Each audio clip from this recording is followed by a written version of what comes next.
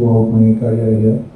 So today I'm going to be talking about how Odoo India implements the project and what is our methodology to do ROI analysis, what is the Quickstart methodology that Odoo is so proud of, and basically why it is successful for our industry. Before we begin, I would just like to understand the type of crowd that we have here. So if you can just, by show of hands, can just tell me how many of you guys are partners, Odoo partners currently? Good. Anybody who's freelancing or working for Odoo communities or anything? Okay. Nice. And people who are anyway implementing IT services in market. Okay, great. Amazing. Right. So the idea for this talk is not just related to how you implement Odoo. It's just that while implementing our ERP software, what has worked for us and why it has worked for us. So that's what we are going to talk about. I know it is going to be a lengthy talk, so keep your patience with you and hope you guys bear with me. So let's begin. Before we get into the whole understanding of methodology, kindly scan this QR code, and if you have any questions regarding the sessions or after the sessions, you can just ask the questions on the pad.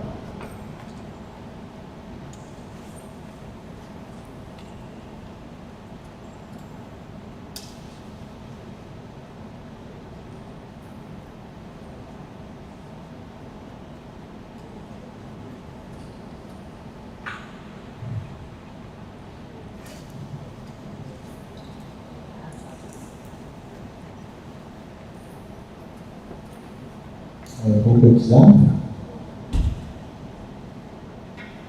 Should we move ahead?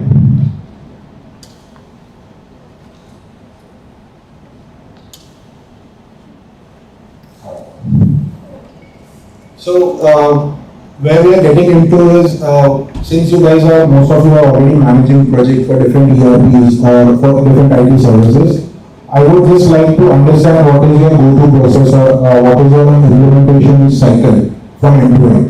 How do you start? What is the in-between processes? What kind of people that are involved? And how do you complete the whole flow of implementation? Any volunteers who wants to answer that and implement that? You are talking about Odoo specifically? No, any IT services.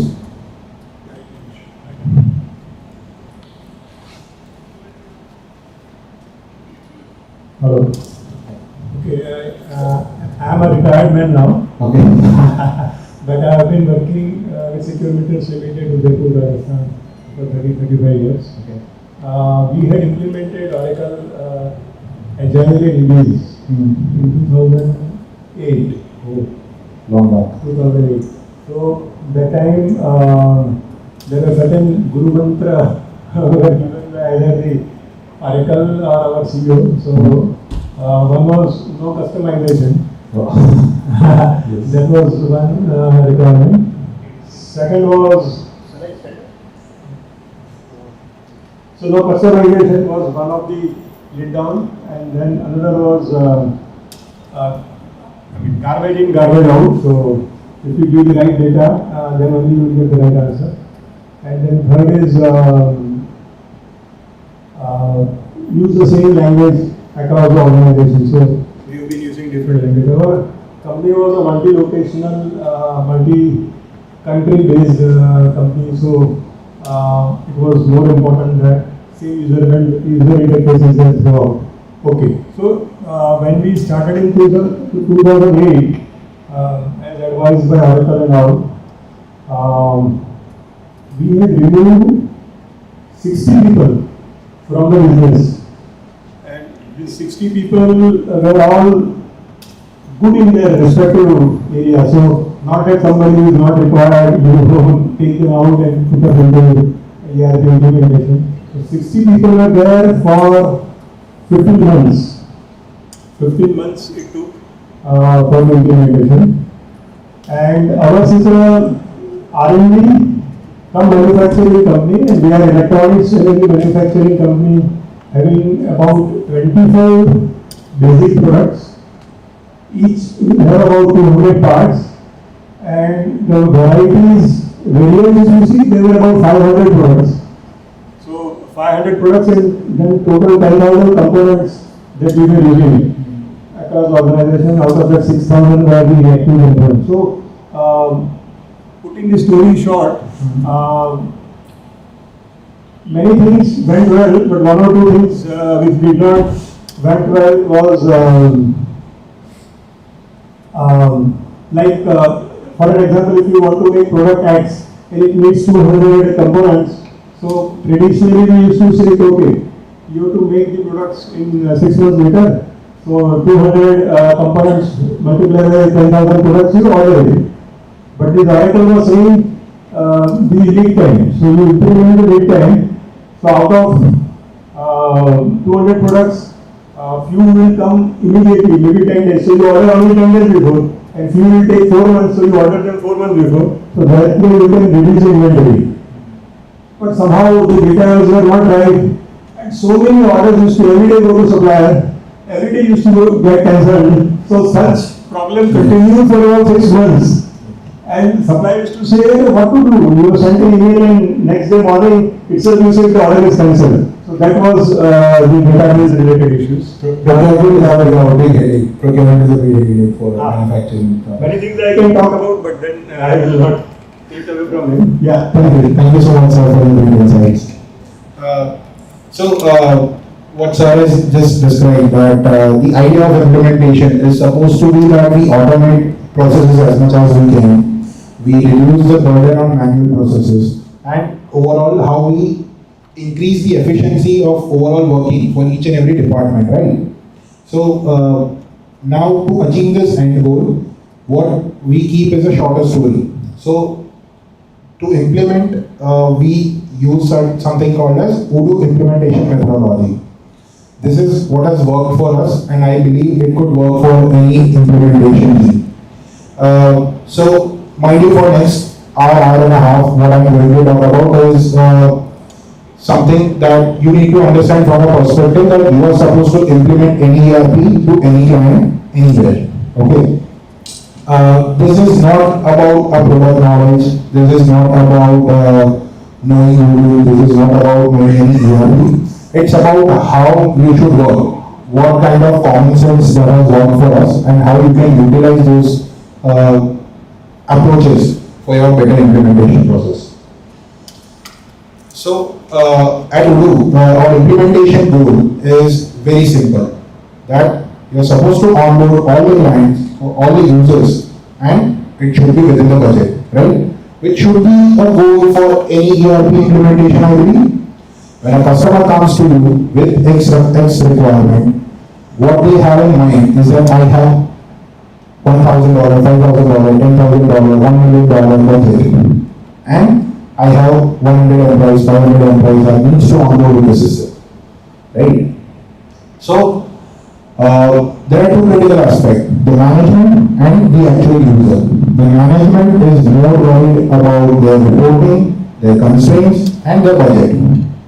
Whether what the implementation is going to be done, it is going to be done in a budget or not. The second aspect is the change management. The users who are already using certain legacy systems or any other software previously made, which allowed them a certain workflow to be performed in a particular manner, which will now be changed, right? So if the user is not going to adapt to that, your implementation is anyway going to fail. So the user aspect or the usability of your ERP is utmost important, right? Coming to the budget part, so budget part is a tricky one, right? So when you say that you have a budget, the budget will include a lot of things. So it will include your ERP's service costs, it will include your licensing costs. If there are any integrations, it will include my costs as well, right? So how do you define the budget part? So I'm not going to talk about much integrations and other aspects. I'm just going to talk about how implementing a simple ERP or a complex ERP is going to look like. So when I say that, okay, onboarding user on budget on time, how we are going to do that? So first you need to understand what kind of things are not your priority. Developing custom features, as I was already said, having a product company means that you have tried and analyzed most of the use cases come by a customer, and you try and implement most of them in your system and try to minimize the customization as much as possible. Of course, there are certain industries for which there is a special requirement and they will need certain customizations. But when it comes to customizations, what kind of customizations do we opt for? Right? So that is a hard question. So we are going to talk about that, what kind of development approaches that we should have, or how do we decide whether to opt for certain development or not. The second is customer satisfaction. So it is going to sound a little weird, but your customer will not be satisfied in your initial phase of implementation. Why? Because you as an implementer are supposed to be challenging each and every workflows of them. And why you are doing that? To simplify the process as much as you can. Right? And last part is selling your extra services. Now when you are implementing a project, a customer has come up with a certain scope in mind. Okay, I want to implement this with listening users, and I'm opting for this ERP because I find this most adaptable. Right? Now they have paid some amount of money to get on board on the first phase, and then if our salesperson is going to ask them that, okay, for this extra service you need to pay this much. The implementation is not yet started or is still in process, and we are trying to sell them extra services. The customer is not going to like it, right? They lose trust in you. So the idea to implement is always to go live as quickly as we can, even if it needs to be done in phases manner, right? So we are going to talk about how we implement phases. So this is something you are going to find that whenever you are implementing a project for any customer, this is typically their satisfaction graph. They are using the system which is not up to date with the current standard of working, or it is cost inefficient. So their satisfaction is already down. But once you guys are going to talk about the change management, that okay, I'm going to bring new system to the environment of this institution, that time suddenly they find that, okay, my previous system has this kind of reporting, okay, my previous system has this kind of working methodology, right now my new system has it. So suddenly the old system becomes the comfort zone, right? So the resistance to change is very high at that moment. But the decision has been made to change the ERP or change the system. So you guys are one step ahead, but once you start implementing into the organization, what it does is you are going to ask certain uncomfortable questions to the organization or the spokesperson or the management or even the users, right? What it does is it is going to hamper their current working. That okay, we were doing this, but why we were doing this? They are supposed to make those thought processes from scratch once again. Because it might be possible that they are using 20 different flows in previous ERP system, but only 7 of them are using it. Right? It is highly possible. So they might have adapted certain workflows and all because it was part of earlier system, but it was eventually not useful for them. So that's how we come to know that what kind of areas of work that we need to do, which means that we are defining your scope of work. Now, the scope of work is very important aspect when you are implementing a project, and that should be done within the first few calls or few meetings, and preferably on site with the customer, right? Why? So while you are implementing a project, the idea is to have multiple departments come together on a single platform and work harmoniously, right? So what we are trying to do is we are getting one system which will be used by let's say your purchase and procurement team, your manufacturing team, your accounts team and everything. This system is supposed to be working differently than your current system or the legacy system that your users are already using. So the resistance to change is already higher, right? So to ease this out, you are going to have a meeting with your key personnel. So let's say there is a procurement manager or a warehouse manager or a manufacturing department head, right? So these kind of key roles that people have in the organization, they can give you a better approach from down to up, right? What do I mean by down to up? Which means that this key user knows what my workers are going to do day in, day out, what kind of workload they should be performing, not what they are performing, and based on that, what kind of result I should get. Be it in terms of reporting, be it in terms of end of transaction details and everything.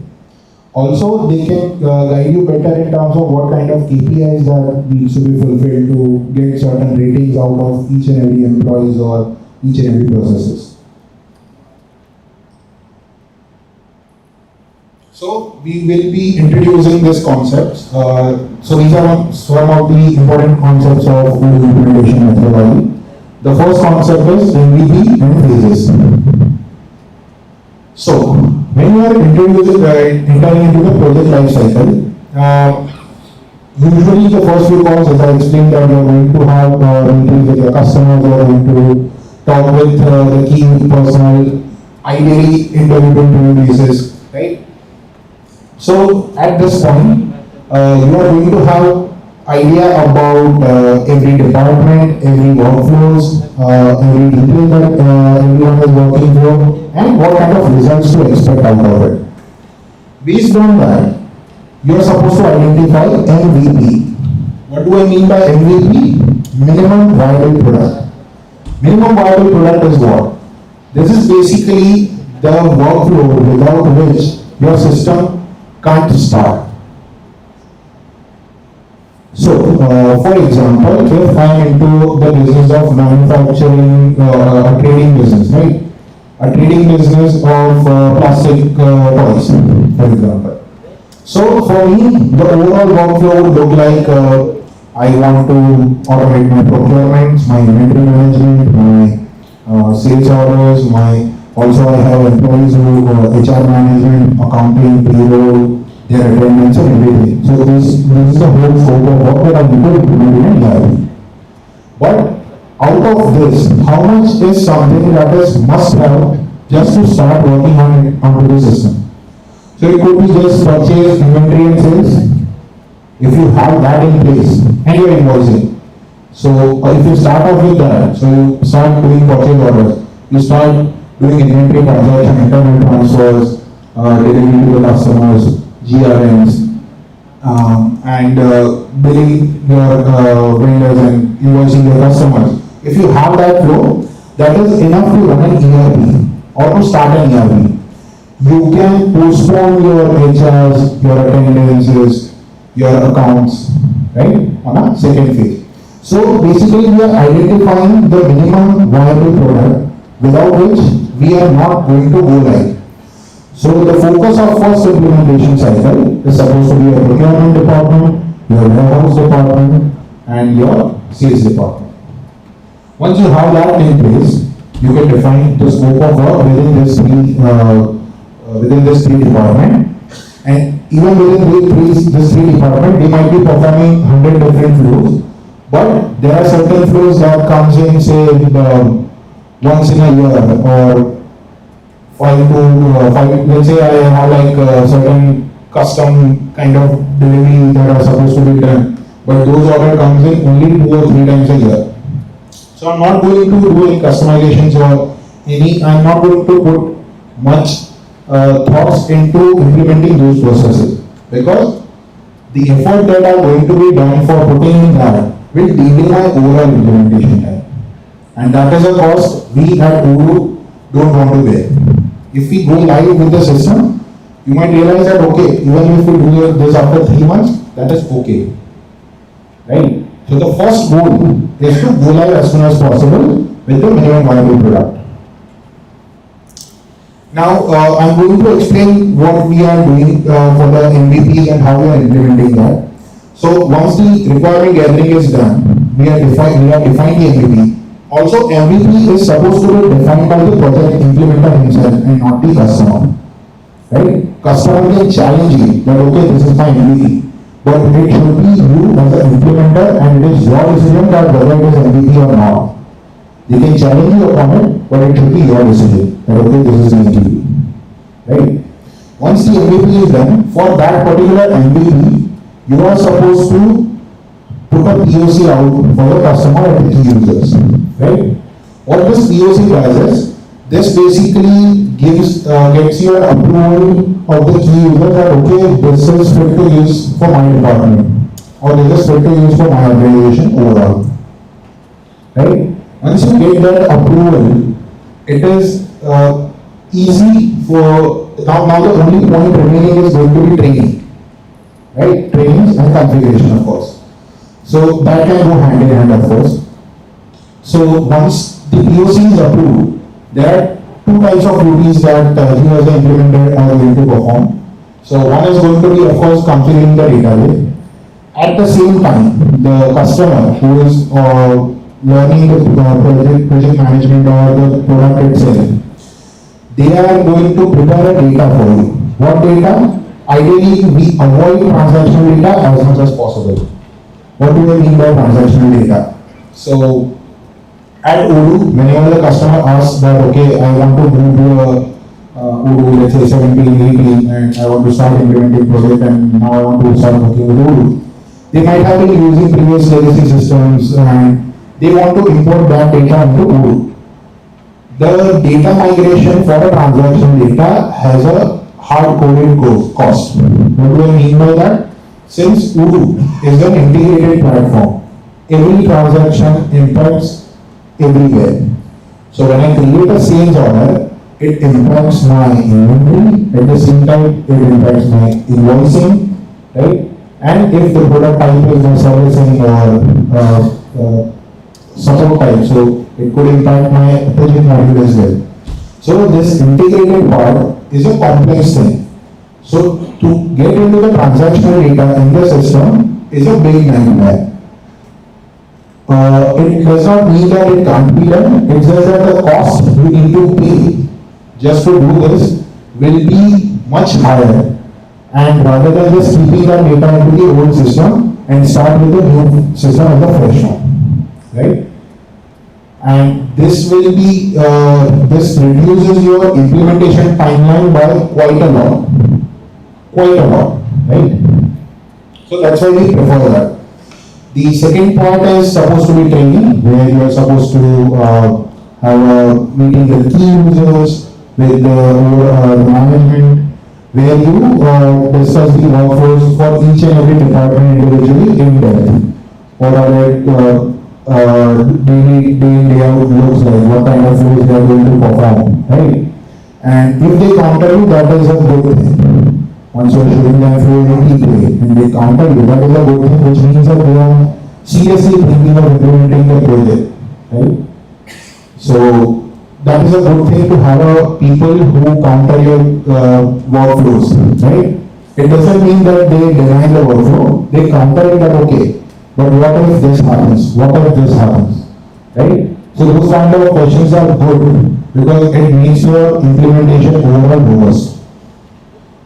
So the training, once the training part is done, then comes the technical part, which is go live. Right? Overall in our implementation cycle, what we typically observe is, so the project usually starts off with a gap analysis or ROI analysis.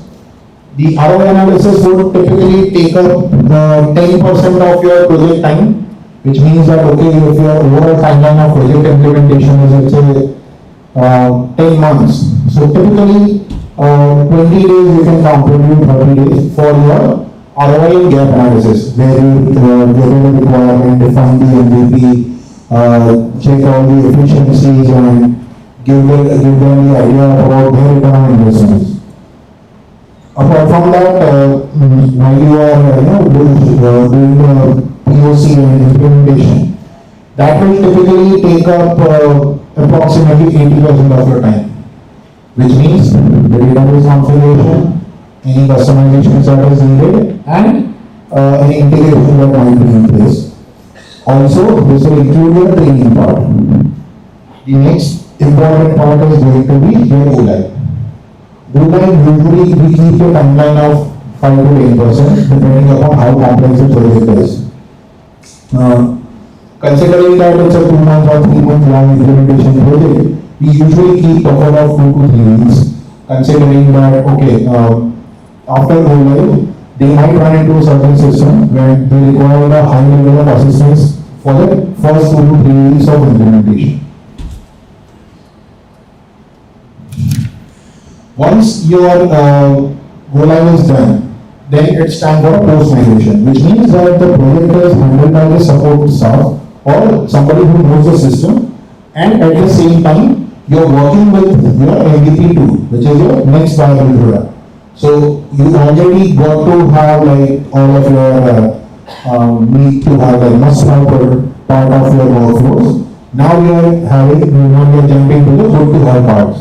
That okay, now I want to integrate my HR as well, or now I want to integrate like 2 or 3 complex flows into the system as well.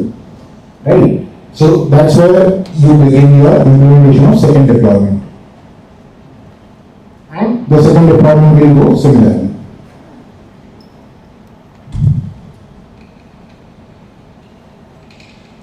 Now, while we are defining MVP1 and MVP2, these are all the phases of the project, right? While we are, very much, why we say that this phasing is very much needed for any implementation cycle, that's because your first phase, if you are doing it quickly, once you define the MVP option, it could be a very short MVP, huh? So we have done very short MVP of just design application only as well. So the customer has gone live with the system, there are certain users who are already onboarded, which means the customer acquisition is done. Customer is used to the system and they are satisfied with the system because they are using it day in, day out. Right? So if this customer acquisition is done, and that too very quickly. So for example, if I want to just implement a standard CRM, I can just do it in a day also, right? Given the proper data. If I implement a project in a day for a standard module of a CRM, which is typically they are handling, let's say, 100 opportunities or 1000 opportunities a day. Imagine the satisfaction of a customer that okay, with just this much amount of money, I have started live with my system. Right? So this will build the trust and reliability of you as an implementer and the product itself. Right? So your first phase, your first implementation, that is going to be your customer acquisition, and your subsequent phase 2, phase 3, phase 4. This will be basically your customer retention. How will you deliver your services and how much they are satisfied with it. Right? So that's why we prefer to implement in phases so that the customer and implementer relationship is very strongly bonded. Now coming to the second part, which was the custom development, or what kind of workflows that you need to integrate into the system to be more reliable. Okay. So a customer could have demand tens of features, whatever they need for any particular department, right? When I say that they have like a multiple requirement that I want this also, I want this flip routing, I want chart, bar charting, chart, I also want pivot table, I want to Excel download, I want to do this, that, and bunch of things. Because you can never satisfy human ever. Okay, so everybody is going to ask for more everything. So while you are defining the MVP, you as an implementer are going to take up certain calls. What kind of calls are going to be there? It's what kind of workflow I'm going to implement will be dependent on which block it is falling into. So these blocks are basically telling you that okay, this workflow, how complicated or how simple it is, versus what kind of value it adds to have it in my system. I'll give you an example. So, whenever there is an added value to the system, the customer is very reluctant to postpone it. Okay, because it is the system is very heavily dependent on those kind of workflows. Say for example, in Odoo we have like a sales order. We send it to the customer approves it, and we confirm the order. Now, a lot of customer comes up to us saying that, okay, we want to have an approval mechanism here. And for certain people, it may not be required. For certain people, it may be required, depending on it. But what is the cost of it? What is the added value for it? So, there are certain customers who works a lot with discounts. And for them, it is critical that my salesperson doesn't go beyond certain point to opt for a discount. So for them, implementing a discount would add a very high value compared to somebody who is not even using the discount. Right? So then you identify that, okay, what kind of value that my customizations or my changes are going to be, or any workflow that is going to play. So I'm going to explain each and every part of this flow. So first I'll start with the quick wins. This is basically that those workflows which are easy to configure or easy to customize, and it can add a lot of value. The one I just described. Okay, so I'll give you an example. Okay, so I have a customer who was using the sales order extensively, and they are typically B2B B2B chain, right? So the product lines that we have on a sales order is bunch. So they in a typical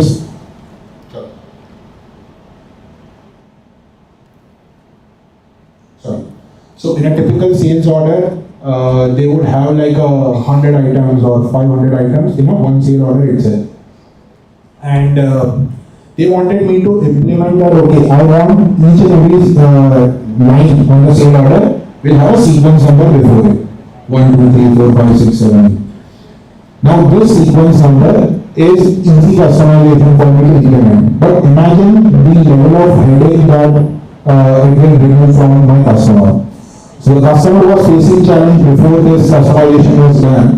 He was facing challenge in a way that the customer of my customer's customer who is reaching out to him saying that, okay, product X is a problem.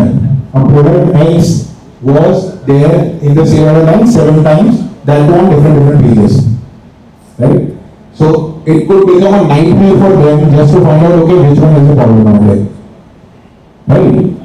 So just by giving out the sequence number, this is very quick win for me because the sequence number addition is very simple to implement. At the same time, the customer is getting a good value. Okay, whenever the customer is asking for a problem or asking for a change, they can just say, okay, line number 37 is a problem or line number 102 is a problem. Right? So these kind of customization or implementation points are my quick wins. Then there are fine tuning. So they wanted, okay, I want certain fields to be locked after a certain point of time. Right? So these changes may not bring a lot of value, but it is just a fine tuning and easy to implement. The simplicity of this implementation is very high and it is not very complex to do, but it doesn't also bring a lot of value to it.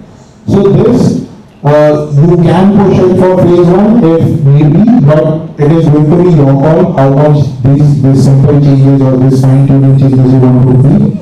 Ideally, we are Odoo implementers, Odoo implementation team, we avoid this as much as possible. Like we can put it for phase 2 if maybe. Let's start off with quick wins and game changers first. Now, what do I mean by game changers? These are the basic functionality which is typically complex ones, which could include your certain integrations or which could include your basic workflow which needs to be divided into certain places or it impacts multiple departments, requires multiple approval, it could impact your overall budgeting and cost of your revenue. So those kind of customizations can help you get the big wins, like it will satisfy your customers in a high manner, but it is also complicated to develop, right? Considering your scope of work, whether to opt for it or not, but you should be the one categorizing those changes based on the requirement given by the customer that whether this is a game changer or not, right? And to avoid, there are certain things that are too complex to implement and it does not even bring value to us.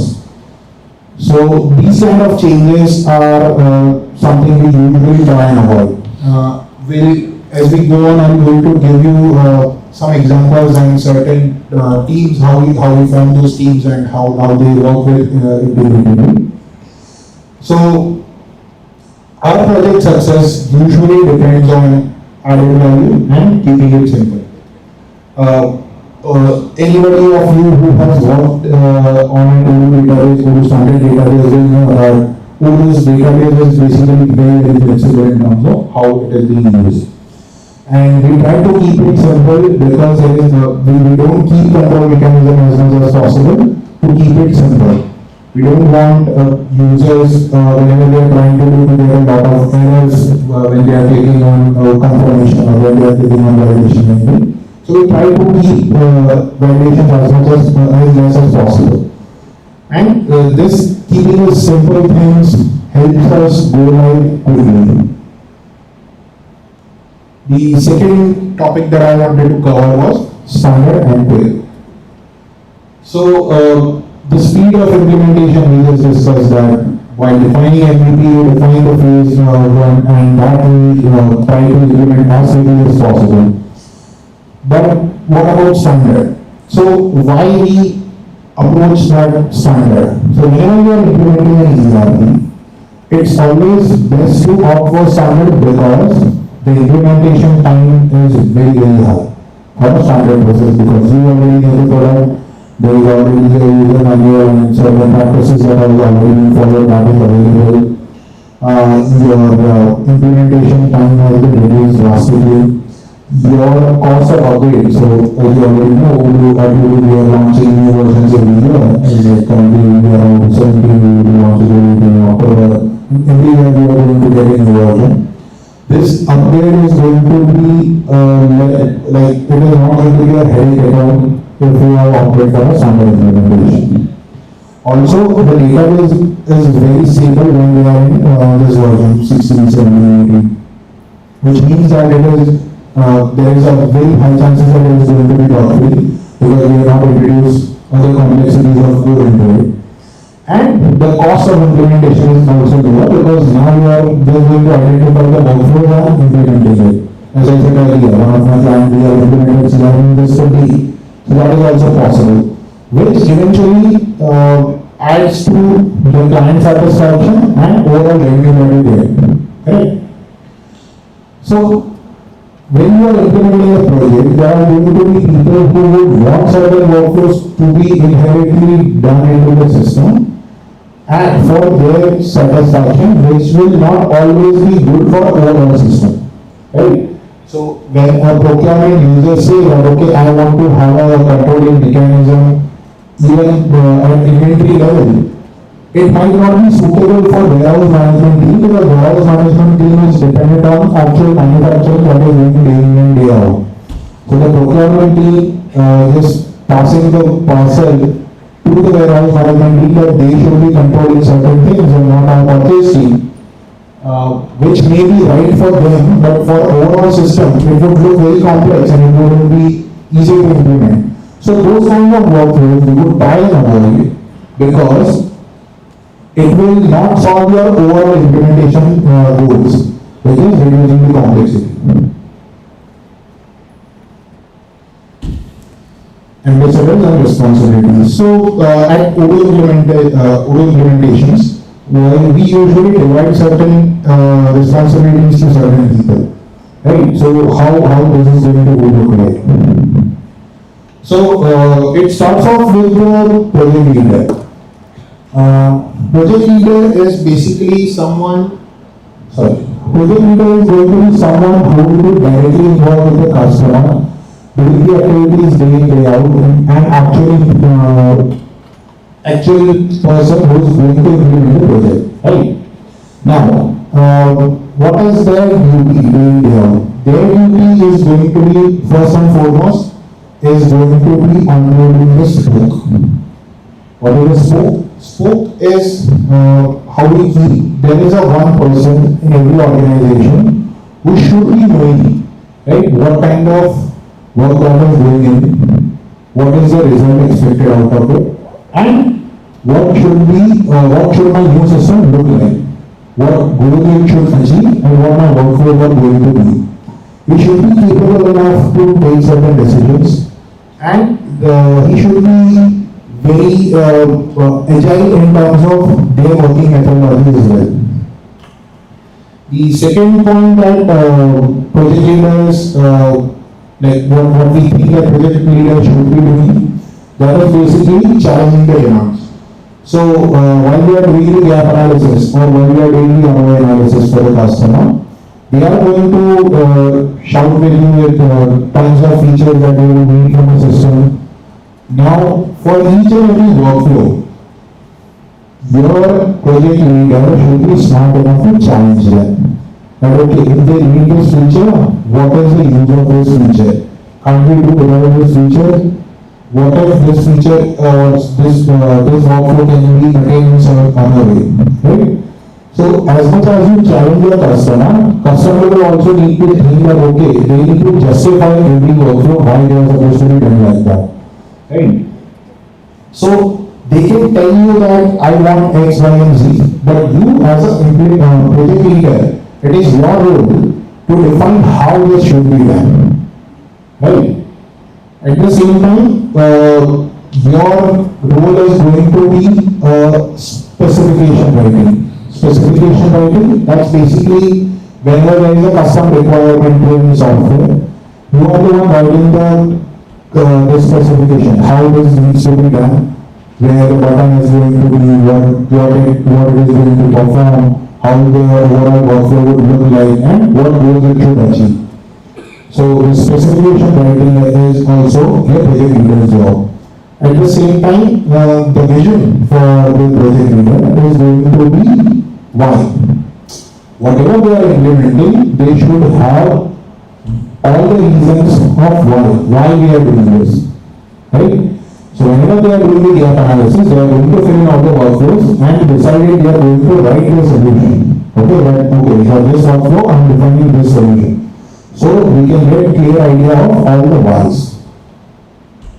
The next role is going to be business advisor, which is basically a salesperson, the one who is demonstrated to the client and confirm the order, the person who was in touch with the customer before you begin the project. And the ambassador. Ambassador is basically a spokesperson who is the point of contact for you from the customer side. The one we discussed earlier that they should know the flows, they should be able to take the decisions, they should know what kind of reporting to expect out of it.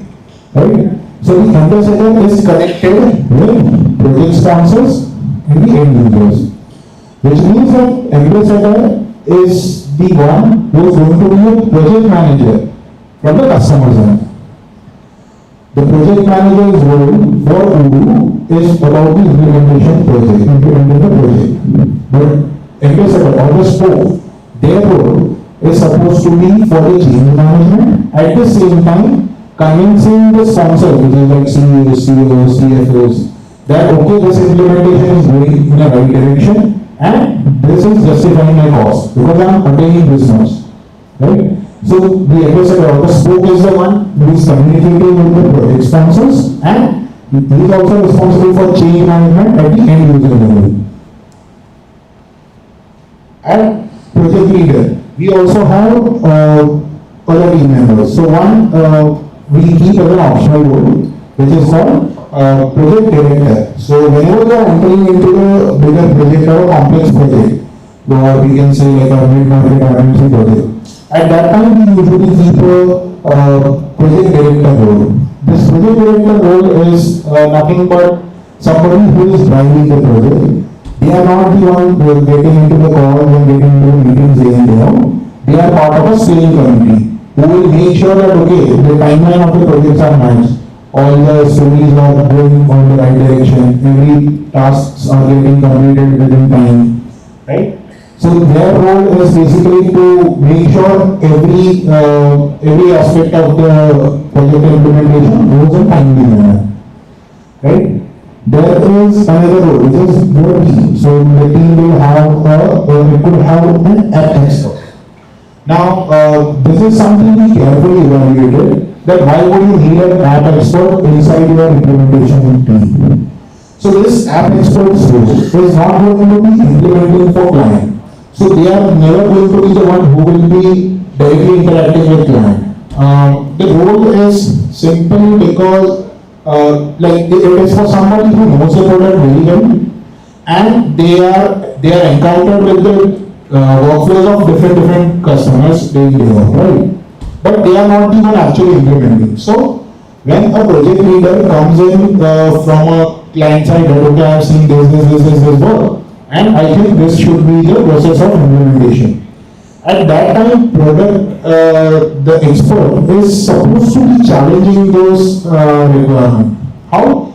So if I may, if I go to a customer location for let's say 10 days or 15 days, while I'm daily interacting with the similar persons who are doing things in a certain manner, I may be driven by a little bias.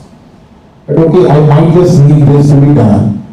Even if it is not very important, I might have that bias, okay, that this will be necessary.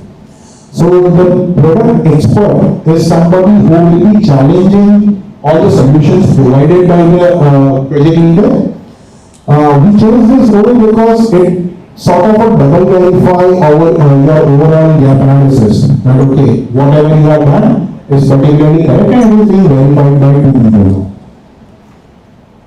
Then comes the developer. The developer's part is little simpler. It's basically whenever there is a customization need or an integration need, and the project leader is writing a script for it, they are supposed to be developing it.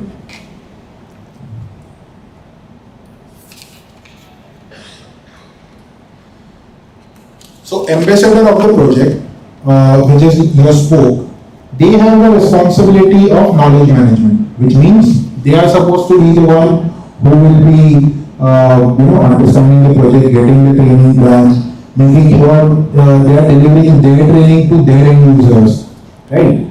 And at the same time, resource management. So it might happen that okay, this spoke person or the ambassador belongs to a certain department, which may not know the department as well.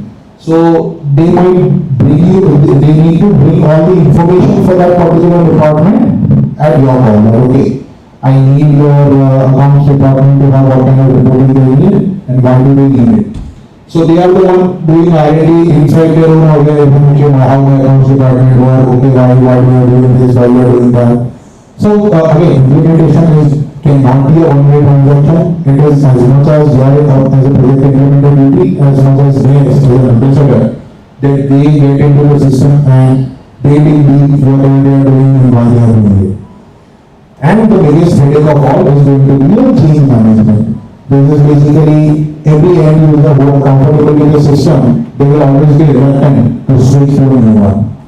So change management, if it is done by an insider, it is always great because they know they are already friends or they are already colleagues with the person, so it is easier for the end user to listen to somebody from their own and understand their headaches better to hide this change management. You as a project leader, of course you should have product expertise that whatever you are going to do, you should know how the product works, how it should be implemented, what are the basic workflow that is already available in standard, and what is something that, what are the alternative approach for this, and you can have a discussion with the product expert as well. Business analysis, of course, we are going to go to customer locations, we are going to interact with key users and identify what kind of flows that they are performing. Overall project management, make sure that projects are being delivered on time and all the customizations are done on time, so that is also going to do. And overall digital advisory as well. So any responsibilities that come in will project leader or the ambassador will fall into broadly these categories. Now for this, our own freelancer has written this book, article called Odoo Implementation Methodology. Can we circulate this book? So you are going to get this book. This is basically the book which is whatever I talked about in implementation. This is been written in detail. What kind of things we need to do, and they have also been including with lot of examples with our B team and US teams as well.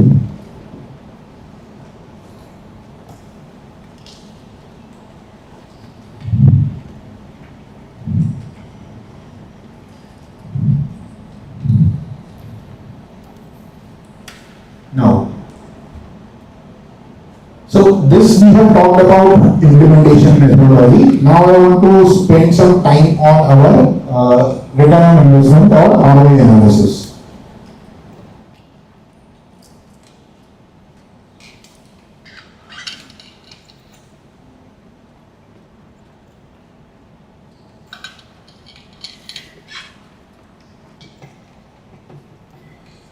So typically, up until very recently,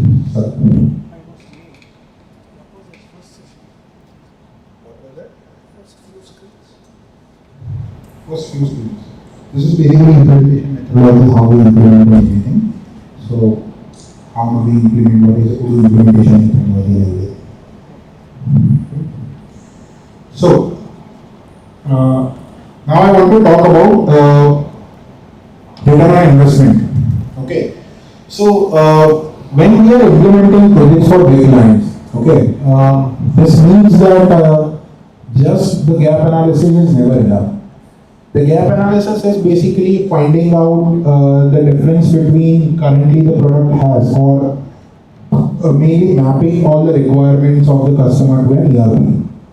It could be with the configuration, it could be with the development and customizations. Now, this mapping is basically gap analysis, but ROI analysis is one step ahead. It means that we are asking our client to opt for our product, and we say that okay, ideally it should give you X amount of return on the investment. So, if you have opted for a Odoo partnership program, you should have access to this Odoo partnership knowledge base. Right? So anybody who is a partner will know that okay, every time they opt for a partnership, they are going to get this thing, which also has a lot of videos, lot of talks to be read. Right? How do you interact with your account manager? What is developer on demand? What is partner success pack? How do you access your GitHub?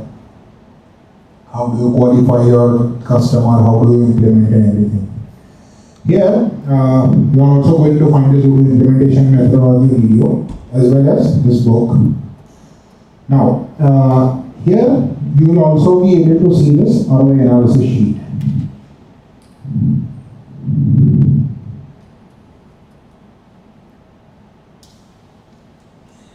If you go there, it will give you a link to our ROI analysis spreadsheet. So I'm going to spend some time on explaining what this ROI analysis is and how do we do it. So whenever you get a new client or a new prospect, what you're going to do is you start off with a gap analysis. Okay, you put on your company name, company details, who is going to do what. Then the first thing that comes in is your I items. These I items are your basic gap analysis. This you guys must have already been doing with BRDs and FRDs and everything, right? This is basically but this is an efficient way of putting your BRD in. Okay, let me simply put it. What this does is it gives you out the business needs point by point, department by department. So to give you certain example, let's say for purchases. That overall for purchases, they put in a flow. Okay, the manager will look after the different stock levels, notary, Excel file, quotation, and then they call the supplier and do the orders. This is the current workflow, one workflow that purchase manager used to do every day. And how we are going to do it in Odoo. So the solution approach that you have for your gap analysis will be put down here. It could be just some written words or a workflow. It could be a POC video that you can put in, which will satisfy the need. And also, of course, this is going to be shared with your customer. Okay. So every time a customer comes in, they can see that okay, this kind of requirement has been noted down, and for this kind of requirement, this flow has been suggested by IT. So for each and every department, we are going to put down all the workflows that we have, and beside it, we are going to write down the solutions that we propose to it. This is your basic gap analysis. Now, this is important. So whenever there is a mid-level client and you are interacting with them at their own site, so you should have a clear idea that whenever I am going to this client, what kind of details I will need. So this will give you an idea to focus, to where to focus. So different departments will have different challenges, but it also has a different volume. So let's say here I am putting down that okay, my sales team has 120 quotes a month, right? So this gives me an idea that okay, maybe 10 quotes, 10, 20 quotes a day, 30 quotes a day. So and it is being divided by between how many people, right? So this volumes will give you an idea that okay, which is the most critical aspect of the business and how complex it is. Because anyway, in the item, we already discussed what kind of business rules that are going to be there. With that, with our details, you are going to add that okay, for this particular workflow, how much volume is there in the system. So people are going to spend time on creating quotations, or people are going to spend time creating RFQ, people are going to spend time in working with CRMs. Where is the main pain point lies? So the combination of this two, item and R details, will help you identify the areas of focus and your MVP. Right? Also, when my customer tells me that okay, I want this process to be automated, which you may not find as a part of your MVP or because it is complicated to customize and everything. But the volume, if you see, when it is so high, then you understand the velocity of it. You understand the depth of it, that okay, I need to automate this because my client's team is already spending X amount of hours every day for this particular thing, right? So this is how this works in MBA. Now coming to an important slide, which is called RCE. Now how do we do this? So we recently did a session with previous that they defined that okay, what is the right approach of doing this? Anybody know what FTE cost is? The FTE cost? Okay, this, yes. Sorry? Per head cost. Per head cost. So basically, your overall cost of your workshop or whatever the industry that you are implementing in, you will have a particular amount of cost that is associated with your each and every employee, right? So this FTE cost is basically an average number from the whole organization that you derive to. This FTE cost is one user cost or one equivalent to one user cost. Okay. So previously, while you have not implemented your current ERP system, it must have some ERP system, some legacy system, or at least a manual Excel in place to complete the workflow. Right? So what was the cost? So it might be possible they are not using any legacy system, so their current software might be costing 0 rupees. Or if they are using say SAPs or Dynamics and switching to Odoo or anything, so they must have like $1,000, $10,000, whatever the cost, that should be written over here. Now, here we are going to identify each and every department-wise details. So while you are at the customer location and interacting with your potential spokes and key users, at that time You are going to identify by looking at them, observing them, that how much time or how much effort they are spending currently for doing certain activities. So for example, currently they are using SAP one or whatever software, and they are putting, my sales team is putting quotations day in day out. To create a quotation typically for my customer, it takes about 20 minutes for one quotation, or let's say 10 minutes for one quotation. Now for this, to complete my RD days, which is my, let's say 120 quotes a month, how much time will it take? Right? So based on that, you will come out with a number. Correct? That number versus how much time will it take doing the same exercise in Odoo. So maybe currently in their current software, it is taking them 10 minutes or 15 minutes to create a quotation, or 5 minutes creating a quotation, versus whatever the new ERP you are implementing there, it is taking 1 minute or 2 minutes. Right? So you are potentially saving half of the time. You are potentially saving half of the time. Now this time is supposed to be measured by you and not by customer. And by measure, I don't mean you go to the software and do every day, okay, let's start doing this. That is not going to happen, right? This is something you observe and learn. And this is an estimation cost. Right? This is not something that we guarantee. Nahi, itna to paisa bachega. No, it's not that.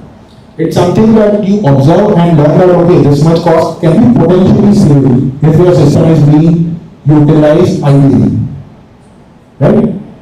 So similarly, you identify different operations that your users are doing on each and every different departments. Say the inventory they are doing, picking, packing, and delivery. Typically, 1.2 worth of work user of time is getting expended there. How can it be 1.2? So typically, I have, let's say, 5 people in my inventory team, and all the 5 people are spending, let's say, 2 hours a day. All 5 people are spending 2 hours a day doing just the picking, packing, and delivery. So you identify that, and based on that FTE, so 5%, 2 hours a day, that is 10 hours. So considering my working hours are 8 hours, so 10 hours are getting into it. So I'll put, let's say, 1.2 FTE cost is going into the on this particular activity. And what amount of time that I am saving. So let's say, after switching to the system or with current POC that has been approved, the time it will take, ideally it is going to be 10% less or 20% less. Also, it need not only 3 days. Sometimes it could be higher. Like if they are using certain manual processes and there is no approval mechanism, so it might take a higher number, but that is okay. Let you put it anyway. So you put that number in minus. So for example, current time is say 1.2 and the time efficiency has been minus 10%. So 10% time has been increased with that. So you put that for every operation, right? Once you are done with that, you are going to find the expected cost. So this calculation has already been done, if you see here. I hope you can see. Should I zoom in?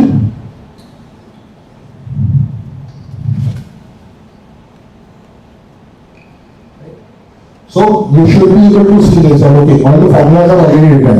So the expected cost is going to be this much versus this much. Based on that, you will come out with a number of savings. And this we are going to do for each and every department, for each and every operations that we are performing. Day in, day out. This need not be done on some operations which is like once a year or once a quarter. Right? But whatever their daily operations are, typical daily operations, you brought that down, you add their FTEs, and you put their time. Now, this can be done in 2 ways. Either you can put a person's percentage amount of time, or you can put direct FTEs. Ideally, for Indian customers, what we have observed is putting direct FTE makes no sense because everybody is doing everything. So it's not that just one person is assigned to just labeling. They are doing labeling, packing, and picking. Right? And there are 3 persons doing that. So ideally putting the FTE number makes no sense rather than just time of that particular FTE. So we usually keep this number as our ideal time, and based on that, this efficiency is being computed. Once this is computed, so system is going to, so this ROI sheet is automatically going to compute this. That okay, what is the current time allocated for this, and what is the efficiency overall that we have achieved for all the different operations. So this we will be doing for all of the departments, so finance, purchase, manufacturing, inventory, advertisement, sales, marketing, everything. Once this is done, we are going to potentially arrive a saving number for each and every operations. Based on that, your I summary has been created. Oh, so this I summary is basically I summary of your I items, which is all of your data reports. So this is all the configurations that you are going to do, solutions, and against each solution, you are going to put their phases, which phase you are supposed to work with, and what is the estimated days. So even if there are certain configurations that needs to be done, or integration needs to be done, or development needs to be done, how much time it is going to take. So that we are going to put in here. And based on that, our I summary is being calculated. This will give you an idea about development time, integration time, standard time, and overall days that it would need for you to implement the full project.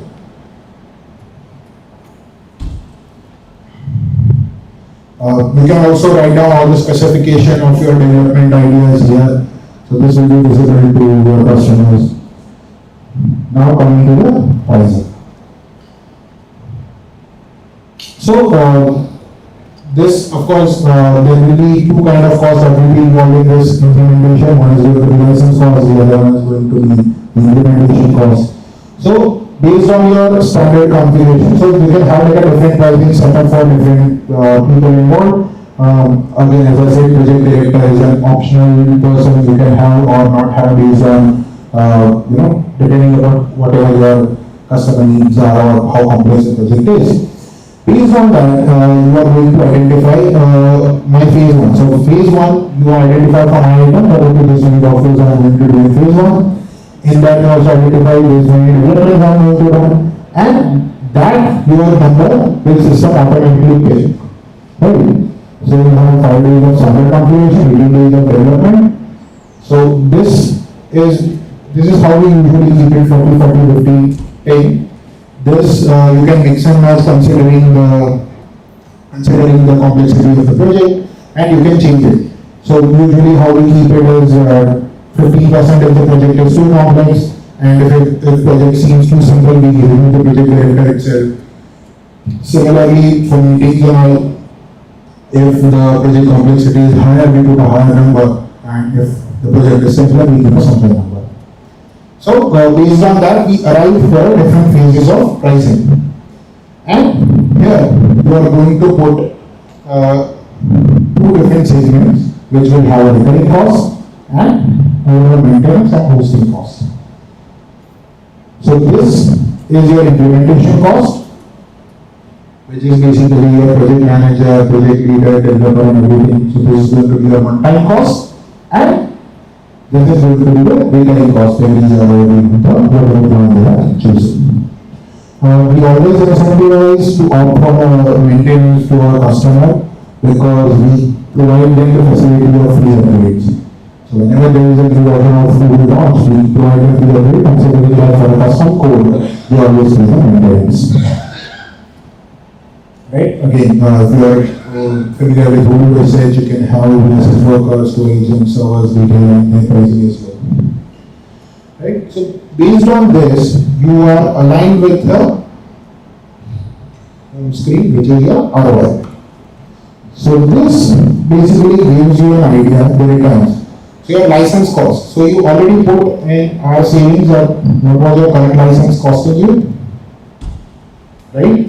And on your pricing sheet, you identify what is your recurring cost.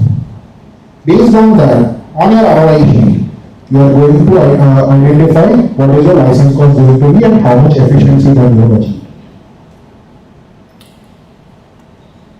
Similarly, for each and every specific departments, you are going to identify what cost has been incurred, how much efficiency you are gained. Again, as I said previously, certain departments can have this number in negative, considering what kind of system they are using. And based on that, you will get an idea how much potential savings you could achieve with this. Okay. Now, to give you a better idea what Odoo partners will get as a service, I would like to call Mr. Shubhali from Browse.info to showcase us how our partner dashboard look like. Okay.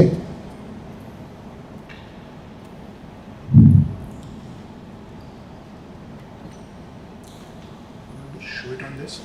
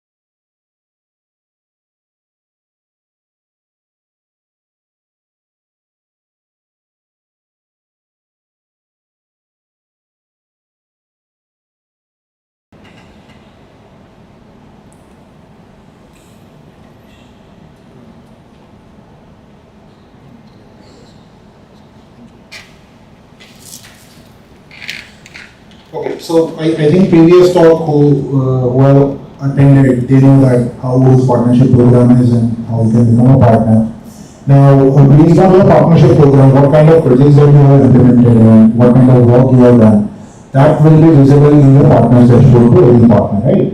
So this is one of our customers' dashboard that I'm going to showcase. So the company information, what great partner they are. So we have a different partnership program, right? Every partner, every partner, all of that. Based on that, we identify what kind of opportunities that you have got, what kind of features that you have gotten, how many certificates you already have, right? You also get the data, statistics and data of all Indian customers and what kind of subscription you have been able to achieve, right? So it could be what this is the total number of users that are onboarded for particular months, right? So based on that, you identify what kind of retention data that I have and everything. So this is basically what Odoo partnership program gives you, right? So based on your successful implementation, you usually get a number of subscription that you get, number of new users you onboard. You can get upgraded to a better version like silver partners and gold partners. And you also will be able to see what kind of performance that you have on this dashboard. You will also be dedicated to a particular account manager who will be helping you and associating you with your partner story. And you should be able to get a hands-on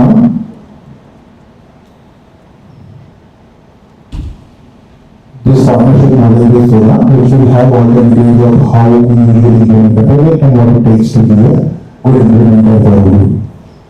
I think this is all for my presentation. We'll take the questions from now. Thank you.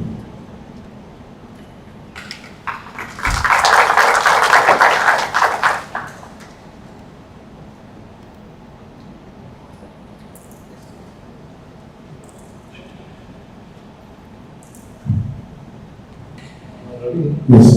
So this partner dashboard is available to accounting partner or only the working and trading that? I think it is for all partners, but I still need to know. I think it is for all partners. Yes, it is for all partners. The methodology ROI calculation. Yes, yes.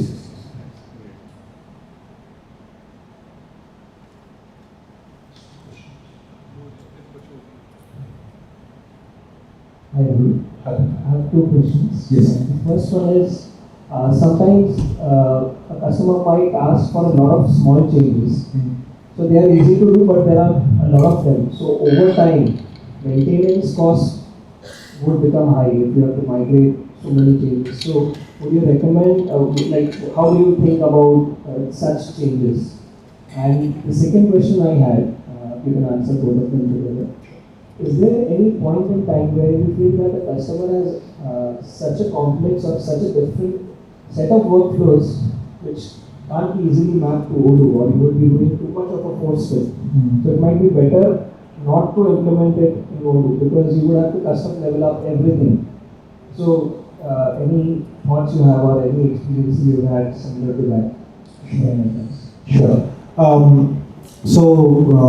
To answer your first question, which is regarding small changes. So everybody will have a small changes which we identify that okay, it is not a lot of customization, but there are a lot of it.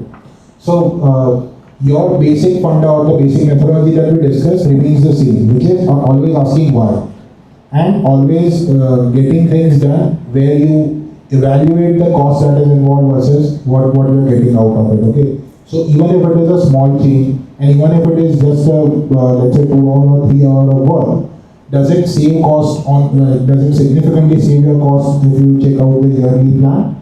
If yes, sure. If it doesn't, you can challenge your customer accordingly. But okay, it does not make sense to add it manually, right? So what is the added cost? It all comes down to that. The second part about implementing Odoo for multiple client, I would say that okay, there are certain workflows that are non-accommodative for a standard ERP, but it's not that it is not accommodative to Odoo ERP. It might not be accommodated to any ERP. But I have seen people who are because see, as an Odoo implementer, I would certainly challenge people on their working methodology, why you would do certain things in a certain way. And most of the time clients are okay with us challenging, but sometimes it also gets to a point that okay, it is getting frustrating for them to answer, and eventually you see that connection is not getting bonded and it's just a mistrust getting ahead of ourselves. At that time we call it quits that okay, let's not implement it, you can try some other. I see.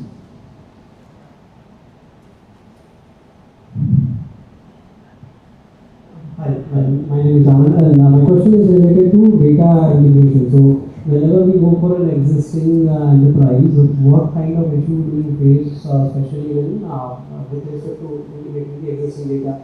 And with respect to in small and medium enterprise, there are a lot of data which is manually kept.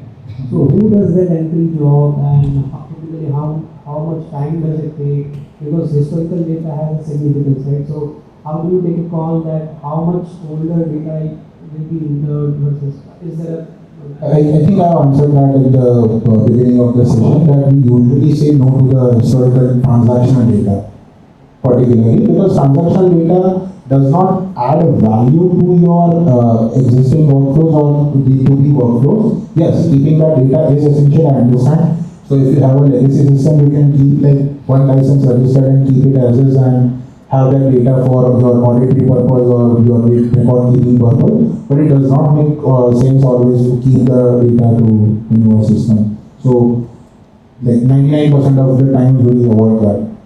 In fact, I have avoided 100% of them. I haven't done for that. So can you say that when we talk about Odoo, it's always about think about from now and now onwards versus what happened, you keep it over there for record purpose, but let's. Yeah, so at any given point of time where the customers are going live, we only import transaction data of the open orders. So it could be like open invoices where for which payment is getting, open sales order for which deliveries are pending, and so on and so forth. But we try to avoid historical data only and only sometimes when it comes to accounting requirement, because there is a ITR and other complications. We try to sometimes we support that okay, you can have your invoices or bills for the financial year posted, but not anything else. Thank you. And last question is how about availability of API with integration to other softwares like Tele if they want to existing keeping anything like any existing software that we want to go with Odoo, but for this one we want to have integration with. So what kind of API supports do we have? Simple answer is no. We have our accounting software is supposed to use that. The broader answer is our partners and certain freelancers are doing that. We don't endorse it and we don't want people to do it because we are trying to keep our product robust and to the market as good as market competitors for us, and we should be able to provide that services. But Odoo, the only differentiating factor for Odoo is the integrated system that you have with inventory, sales process, accounting and all. So ideally, I wouldn't like to be integrating into other systems. Thank you.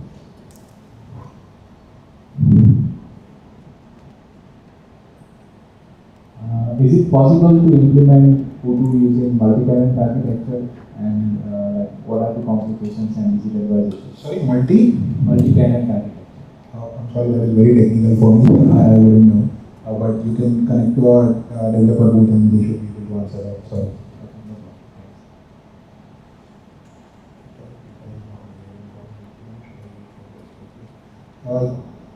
Sir, So Ravi, I'm a new partner in Odoo and we have a 200 crore revenue customer. Okay, and during the journey, I was just trying to understand which you are telling. But customer is utilizing already a lot of ERPs before. It's already 20 years old. That they have custom ERP before. They have TCS they have MBZ and everything. Right? Yes. When we talk with Odoo, they have X comfort zone, which you already mentioned. Correct? So change management. Yes. And the challenge is that even the consultant from Odoo, we are not sure that how to move forward because customer is stuck somewhere that okay, this type of report is there, must be there. Correct. But that is not supported by Odoo at this particular moment. It means the custom development will be required. Correct. And as soon as we go to the custom development, the charges will be much more due to Odoo attach and everything. Right? Yes. And sometimes it's out of the it's become a very expensive solution overall when you do the comparison in the term of capex. So the challenge is the question which I have is that when we start the journey, especially where the processes are custom, especially in the manufacturing industry, correct? Sometimes some product is utilized in certain way, some people are managing different type of bombs, products, number of tools and everything is there. So how you will convince the customer, because I think the approach which you have mentioned, customer is not okay with everything. Yes, so they are. that is true, and we do face certain kind of solutions, and the again the basic idea remains the same of challenging the customer about the reporting needs. If we are getting those reports out in certain other ways, we define them. Or 200 crore is not a small industry; that is supposed to be a big industry, and for them, custom requirement is going to be there. You can't deny that because there will be a lot of control mechanisms in place. So there will be custom requirement, and you can develop a custom report. But as I explained earlier, what kind of customizations you will do, that you need to evaluate and show it to your spokes or the people who are sponsoring the project, right? And okay, I can do this if you want, but it is going to incur this much cost. Are you willing to do that? Or this is a simpler approach and this is a simpler reporting that you can get, which will eventually get your job done, right? So ideally, you can't convince them to use a system. You can just convince them about what is the best for them, and which you have chosen is best for them. You can just showcase why it is better. That's the only thing. In the case of the I'm sorry. The next talk time has been arrived, so we can discuss it outside the session. I'll quickly just go through this. Financial data, yes, we can migrate old invoices and bills to the system. Ideally not the other ones, but you can have like your invoices and bills data backdated. And why is I Google Sheet? Yes, we can do that on, of course, our Google Sheets. The similar formulas are going to be there. It's not a complicated formula. It's just that it has been created back when Odoo Sheets was not there, but currently it is. So it will be there soon. Thank you.